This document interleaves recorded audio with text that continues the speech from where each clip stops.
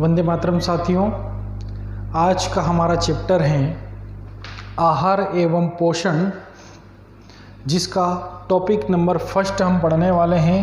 12वीं एग्रीकल्चर वालों के लिए डिजिटल क्लास हम लोग लेकर आए हैं।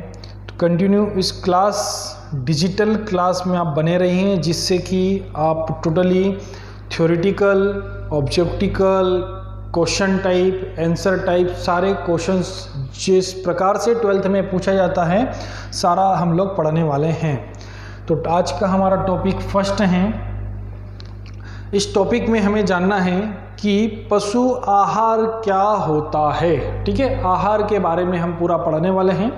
तो ये टॉपिक जो हमारे लिए होता है कि पशु आहार किसे कहते हैं। तो पशुओं को खिलाए जाने वाले समस्त खाद्य पदार्थ जो कम से कम एक पोषक तत्व की पूर्ति करते हैं पशु आहार कहलाते हैं। यानी कि जो भी मटेरियल हम पशु को खिलाते हैं, दाना हुआ, चारा हुआ, जो भी आप पशु को खिलाएंगे उसमें कम से कम एक पोषक तत्व की क्या होना चाहिए, पूर्ति होना चाहिए। उसी को हम पशु आहार कहते हैं।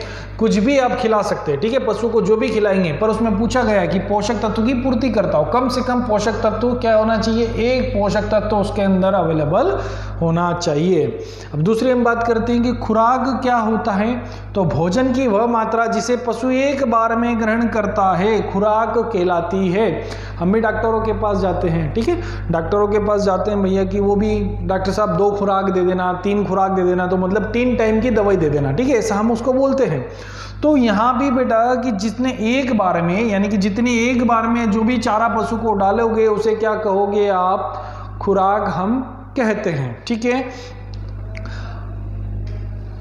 अब हर जीव की भांति पशु को भी अपने शरीर में उपापचयी होने वाली क्रियाओं एवं कार्य की अभिक्रियाओं के संपादन, शारीरिक वृद्धि एवं टूटे फूटे ऊतकों एवं अंगों की मरम्मत, सामान्य क्रियाएं उत्पादन जैसे दूध, मांस, ऊन, अंडे आदि के लिए समुचित आहार की आवश्यकता होती है। शरीर की सभी आंतरिक और बाह्य क्रियाओं के लिए ऊर्जा की आवश्यकता होती है। यही ऊर्जा हमें किससे प्राप्त होती है, आहार से प्राप्त होती है। मतलब इस टॉपिक का कहने का मतलब होता है कि हम जो हैं पशु भी एक पशु भी एक प्रकार का जीव है। उस जीव को जब हम क्या करते हैं, किसी प्रकार से कोई आहार खिलाता है, तभी वो चल पाता है, वजन ढो पाता है, हमें दूध दे पाता है, ऊन की प्राप्ति कर पाता है, मांस की प्राप्ति कर पाता है। तो इन सभी कार्य की क्रियाओं को करने के लिए उसको किसकी आवश्यकता होती है, आहार की आवश्यकता होती है। तो इसी प्रकार से इन सभी क्रियाओं को चलाने के लिए पशु को खाना खिलाना बहुत जरूरी होता है। ठीक है, उनका जो भी खाना होता है आपको खिलाना पड़ेगा। आगे देखते हैं अब पशु आहार के कार्य। क्या देखना भैया, पशु आहार के कार्य। अब जो पशुओं को हम जो आहार खिला रहे हैं उसका क्या कार्य है। तो शारीरिक क्रियाएं विभिन्न प्रकार के कार्य संपादन के लिए आवश्यक ऊर्जा भोजन की प्रदान करता है। भोजन शरीर को ऊष्मा प्रदान करता है तथा शरीर का तापक्रम नियमित करता है। यहाँ पर 4 प्रकार की चीजें, क्या भैया, क्रियाएं एवं प्रकार के कार्य संपादन के लिए आवश्यक ऊर्जा किससे प्राप्त होती है, भोजन से। यानी कि ऊर्जा प्राप्त जब क्या करता है, पशु भोजन खाते हैं तब ऊर्जा प्राप्त होती है। सेम उसी प्रकार से जब हम खाना खाएंगे तब हमको ऊर्जा मिलेगी। तो इसी प्रकार से अब ऊष्मा प्रदान करता है भैया, ऊष्मा भी, ठीक है, भोजन ऊष्मा प्रदान करता है, ये भी पता चलता है। और तापक्रम नियमित रखता है, हमारे शरीर के तापक्रम को क्या करता है, जो है संतुलन में बनाए रखने के लिए भोजन काम करता है। अगला, भोजन खिलाओगे तो क्या होगा, भोजन में उपस्थित विभिन्न अवयव, जो भी भोजन के अंदर अवयव होते हैं, संरचना बनाने तथा टूटे फूटों के ऊतक की मरम्मत करने में काम में आते हैं। हम किसी भी प्रकार, यानी ये क्या होता है भैया कि जब हम क्या होता है गिर जाते हैं, कुछ भी हो जाती है, हमारी मसल्स फट जाती है, हमारे जो टिश्यू हैं शरीर की वृद्धि करने के लिए, तो उन सभी चीज़ों की किसकी आवश्यकता होती है, भोजन की आवश्यकता होती है। अगर टिश्यू वगैरह के, है ना, तो संरचनाएं बना रहे हैं, टूटे फूटे के ऊतक, जो शरीर के अंदर टिश्यू होते हैं वो टूट जाते हैं, फूट जाते हैं, हड्डी टूट गई, ये सारी चीजें, तो उन सभी चीजों की मरम्मत के लिए भी भोजन की आवश्यकता होती है। पशुओं की उत्पादन क्षमता बढ़ाने के लिए तो अंडा, दूध, मांस, ऊन आदि उत्पादन पशु आहार पर ही डिपेंड करता है कि जब हम खिलाएंगे तभी प्राप्त करेंगे। ठीक है, जब भोजन किसी प्रकार से पशु को भोजन खिलाया या मुर्गी को आपने किसी प्रकार से दाना खिलाया तो वो क्या देगी, अंडा देगी, नहीं तो वो मना कर देगी कि अंडा नहीं है आज, ठीक है। उसी प्रकार से गाय को भी आप क्या करना है, चारा वारा डालना है। किसी दिन आप लगातार गीला चारा उसे डालते रहें और उस किसी दिन आपने गीला चारा नहीं डाला तो उस दिन गाय भी आपको मना कर देती है कि आज दूध नहीं है। कैसे मना करेगी? लात मारकर मना करती है, ठीक है। दूसरा, मांस और ऊन उत्पादन करने के लिए भी आपको क्या करना पड़ेगा? पशुओं को भोजन खिलाने की आवश्यकता आपको पड़ती है ना। भोजन बिना कुछ नहीं होता है, भोजन है तो जिंदा है, नहीं तो कोई जिंदा नहीं है। अगला, भोजन में उपस्थित पोषक तत्व के जनन कार्य में सहायक होते हैं। भैया ये तो पता ही होता है कि जो जनन कार्य होती है उसमें भी भोजन की आवश्यकता होती है, क्योंकि ये भी शरीर की एक प्रकार की होने वाली क्रियाएं होती हैं। तो इसमें सभी कार्य को सामान्य रूप से चलाने के लिए क्या होती है? भोजन की आवश्यकता होती है। अगले पॉइंट पढ़ लेते हैं। भोजन द्वारा पशु का शारीरिक विकास होता है, बिल्कुल है ना, क्योंकि जब खाएंगे तभी तो अंगे लगेगा। तो इसीलिए हम जब पशु को खिलाएंगे तभी तो क्या होगा? वो जो है अपने शरीर की वृद्धि करेगा। दूसरा, ऊतक निर्माण होता है शरीर में। जब क्या होता है, हाथ पैर बड़े होते हैं तो हाथ पैर के साथ साथ हमारे जो टिश्यू हैं वो भी बड़े होते हैं। तो इसलिए क्या होता है, खाएंगे तो अंगे लगेगा, वही बात आती है। तो शरीर के अंतर्गत होने वाली विभिन्न एवं समस्त उपापचयी क्रियाएं के नियमन के लिए भी आवश्यक होता है। एंजाइम को बनाने के लिए भोजन की आवश्यकता होती है। खनिज, लवण और विटामिन भी किससे प्राप्त होते हैं? भोजन से ही प्राप्त होते हैं। भोजन भ्रूण विकास के लिए आवश्यक होता है। पता भैया, जब क्या होता है, भ्रूण जब शरीर में बन रहा होता है, माँ के पेट में जब भ्रूण का विकास हो रहा होता है, तब भी उसको क्या होता है? पोषक तत्व की आवश्यकताएं होती हैं। तो वो पोषक तत्व कहाँ से प्राप्त होंगे? भोजन से ही प्राप्त होते हैं। पशु को बीमारियों से लड़ने के लिए रोग प्रतिरोधक क्षमता पैदा होती है, भैया भोजन से ही होती है ना। तो जब हमारे अंदर किसी प्रकार से रोगों को लड़ने की जो क्षमता होती है, विटामिन्स, प्रोटीन्स, एंजाइम्स, उन्हीं के माध्यम से क्या होती है, जो है भोजन के अंदर सारे पाए जाते हैं और उन्हीं से रोग प्रतिरोधक क्षमता बनती है। अगला हम देखते हैं इसमें, तो आपसे क्वेश्चन यही बनता है कि पशु आहार के कार्य लिखिए बेटा, ठीक है। जब 12th में हम पढ़ेंगे तो 12th में आपका क्वेश्चन यही बनेगा कि पशु आहार के क्या लिखिए? कार्य लिखिए। क्वेश्चन लिख लेना। अगला, कि पशु आहार के प्रकार, कितने प्रकार का जो होता है आहार आता है जो पशुओं को खिलाने के लिए उपयोग में लिया जाता है। तो सबसे पहला हम जो आहार के प्रकार, अलग अलग टाइप से हम आहार खिलाते हैं। निर्वाह आहार, कौन सा आहार? निर्वाह राशन, जिसे कहते हैं निर्वाह राशन। तो इसे सीधी सिंपल सी भाषा में आपको याद रखना है कि पशुओं को जीवित रखने के लिए जिस भोजन को खिलाया जाता है उसे निर्वाह राशन कहते हैं। एग्जाम्पल के लिए, कि हमारे घर में किसी प्रकार से एक बूढ़ा पशु होता है जिसकी उम्र हो जाती है, दूध देना बंद कर देता है। अब हमारी अंतरात्मा कहती है कि हम इसे बाहर नहीं भेजना है या आवारा पशुओं के साथ नहीं छोड़ना है, ये हमारे घर ही रहेगा और ये क्या करेगा, यहीं पर खाए पिएगा और मस्त रहेगा। तो उस पशु को जो भी 24 घंटे में आप खिलाते हैं, ठीक है, तो वो जो आहार होता है वो निर्वाह राशन कहता है। मतलब आपको सॉरी, उस पशु को आपने क्या करा? जीवित रखा, ठीक है। तो उस जीवित रखने के लिए आपने क्या किया? उसे आहार खिलाया। अब अगर उससे आपको काम लेना होता है तो उसे कुछ अलग से आहार खिलाना पड़ता है। तो पशुओं को उनकी दैनिक क्रियाओं के संपादन के लिए, सामान्य टूटी फूटी दूरस्थ प्रक्रियाओं के लिए 24 घंटे में जो दिया जाता आहार है उसे आप कौन से कहोगे? निर्वाह राशन कहते हैं। यह राशन ऐसे पशु शरीर का भार नियंत्रित रखने के लिए सक्षम है, जो कि वृद्धि करता हो, तो उत्पादन करता है या कोई शारीरिक कार्य करता हो, ठीक है, उसके लिए उपयोग में लिया जाता है। तो पहला आहार निर्वाह राशन, जिसे पशु क्या करते हैं? जीवित रखने के लिए खिलाया जाता है। अगला हम देखते हैं वर्धक राशन। कौन सा राशन? वर्धक राशन।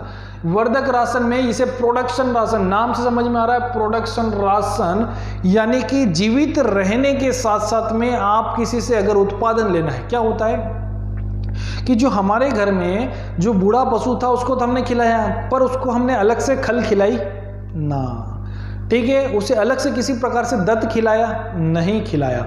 तो यानी कि हम दत्त और खल उसी पशु को खिलाते हैं जो कि क्या करता हो? दूध देता हो, ठीक है। तो इसी प्रकार से अब उस अलग से जो आपने खल खिलाई या दत्त खिलाया, उस दत्त को ही हम क्या बोलेंगे? वर्धक राशन कहते हैं। तो आपने जीवित रहने के लिए जो आहार तो दिया ही था साथ में, पर उस जो प्रोडक्शन भी दिया, यानी कि वो अगर दूध दे रहा हो तो उसको खल खिला रहे हैं, अगर मुर्गी अंडा दे रही है तो उसे अलग से दाना हम जो खिला रहे हैं उसे वर्धक राशन कहते हो। तो गाय, भैंस, बकरी को दूध उत्पादन के लिए आप आहार खिलाते हैं। बकरी, सूअर, मुर्गी के लिए आंट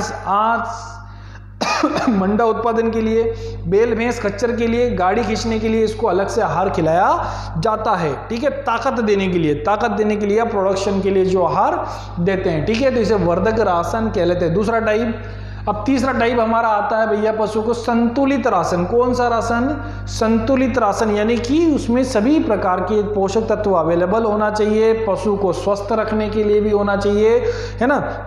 सभी प्रकार के पोषक तत्व एक उचित अनुपात में उसमें मिले होना चाहिए। तो यही पूछा गया है कि समस्त ऊर्जा की आवश्यकता पूर्ति करने के लिए अनुपात ठीक मात्रा में उपलब्ध हो, संतुलित आहार कहलाता है ना। तो जो भी पोषक तत्व जो होते हैं वो उचित अनुपात में उपलब्ध होना चाहिए, यानी कि ज़्यादा बीमार भी नहीं हो, मतलब जो है उसमें ज़्यादा खाने से बीमार भी नहीं होना चाहिए। एक संतुलित आहार जिसे बोलते हैं हम, जिसे है ना सादा भोजन उच्च विचार जिसे कहते हैं, सेम उसी प्रकार का ये भोजन होता है जिसमें सभी प्रकार के पोषक तत्व उपलब्ध होते हैं।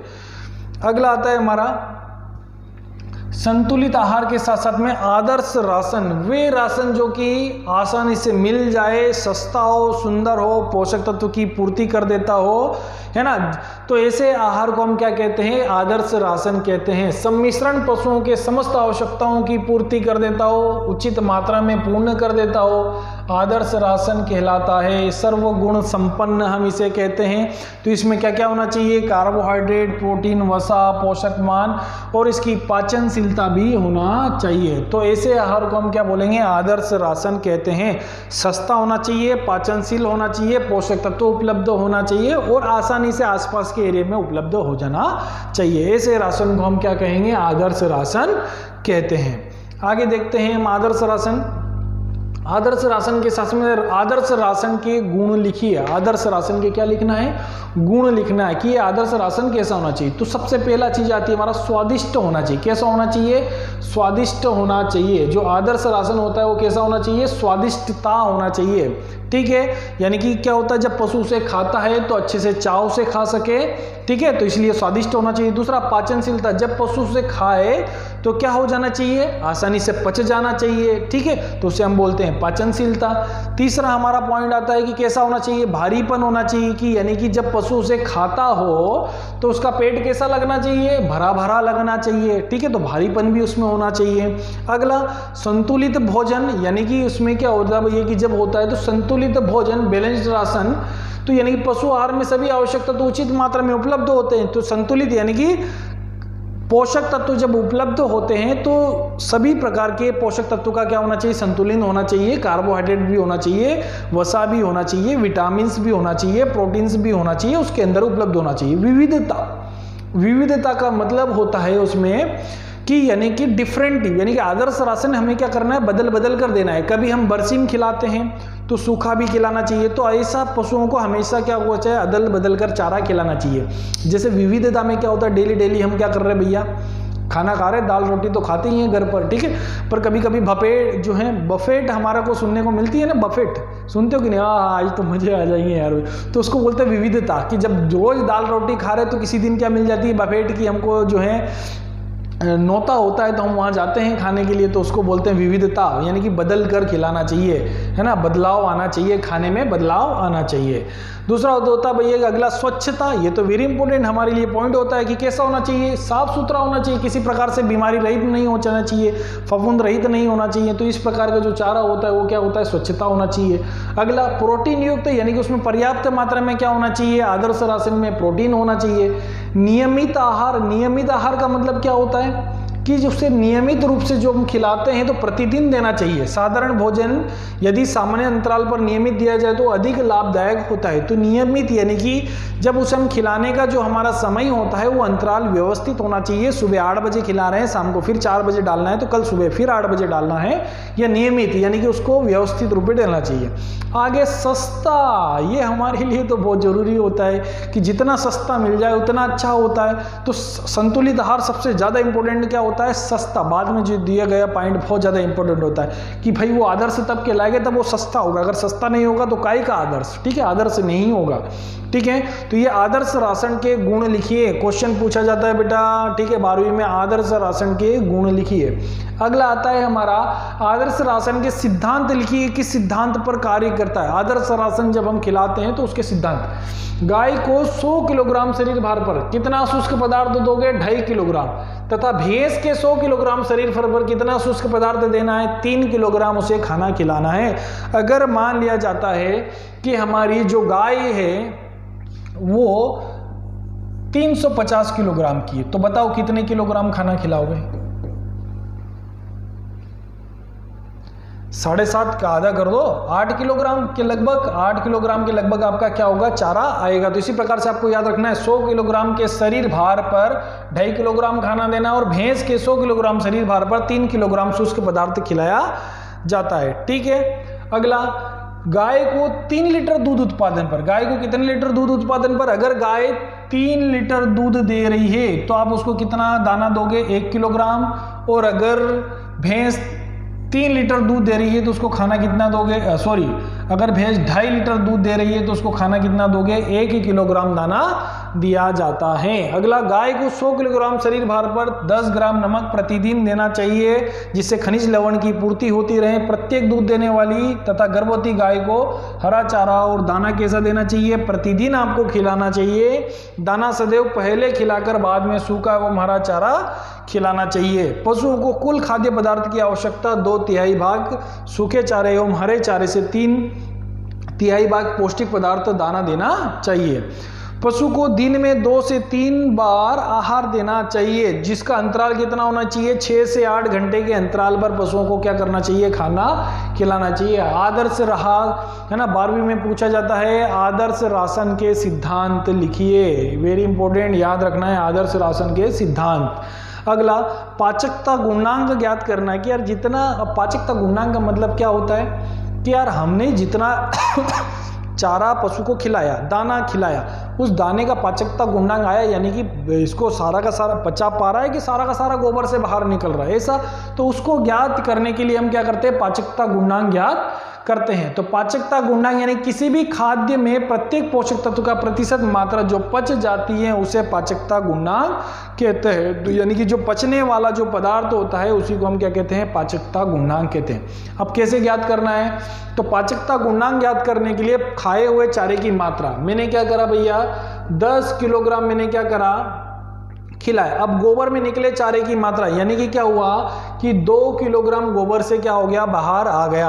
अब बटे क्या होता है? खाए हुए चारे की मात्रा कितना किलोग्राम? 10 किलोग्राम इंटू कितना कर देंगे? 100, ठीक है। अब जब इसका आंसर आता है तो भैया कितना? 10 में से 2 गया, 8/10 इंटू 100, ठीक है। तो 10 एकम 10, 10 एकम 10 और 1 0, तो 10 और 8 गुणित 10 बराबर कितना होता है? 80%, यानी कि जो आपने पशु को चारा खिलाया है उसका पाचकता गुणांक प्रतिशत यानी कि 80% तक पशु क्या कर लिया? उसे पचा लिया, है ना, ठीक है। तो पाचकता गुणांक का सूत्र भी याद रखना भैया कि जो पशु ने चारा खाया उसमें उसने कितना पचाया, ठीक है, उसे हम बोलते हैं पाचकता गुणांक।